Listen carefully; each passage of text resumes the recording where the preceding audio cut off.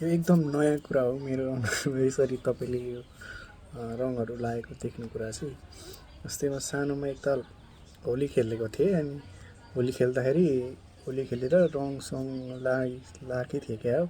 अनि त्यो बेला मलाई एकदम एलर्जीहरू भएर जिउभरि फोकाहरू भएर अनि त्यो सायद 1-2 कतिमा पढ्थेँ त्यस्तै बेलाको कुरो। अनि त्यहाँ त्यो फोकाहरू भएर मलाई चाहिँ के लागेको थियो भन्दाखेरि सायद मलाई रङदेखि एलर्जी छ र मैले त्यो दिनदेखि मैले अहिलेसम्म होली खेलेको थिइनँ र यसरी रङहरू लगाएको थिइनँ। तर आज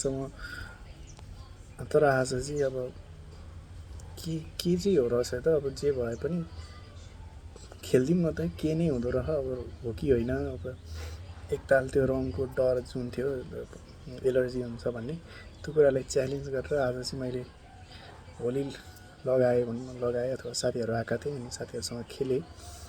र के रहेछ भन्दाखेरि मलाई खासै केही पनि भएको छैन अहिलेसम्म त, एलर्जीहरू केही पनि भएको छैन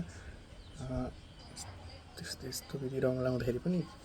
तर त्यो के हुँदो रहेछ भन्दाखेरि अब कतिपय मान्छेलाई चाहिँ सानोमा भएको डरले त्यो आजीवन त्यही डरमै बाँचिरहँदो रहेछ कि। अब जस्तै त्यही भएर अब कहिलेकाहीँ त्यो डर एउटा जायज डर हो कि अथवा त्यो डर अनावश्यक रूपमा त्यो मान्छेले त्यसलाई एक्जाजरेट गरेर त्यो डरलाई ठुलो बनाइरहेको छ भन्ने कुरा चाहिँ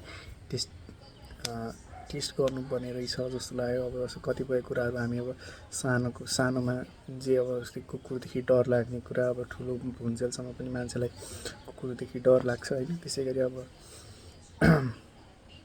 के अरे अब मलाई रङको डर थियो सानोमा, रङ अब एलर्जी हुन्छ कि भन्ने जस्तो लागेको थियो। तर अब ठुलो भएर मलाई त्यो डर म अब 23 वर्षको हुँदाजेलसम्म थियो।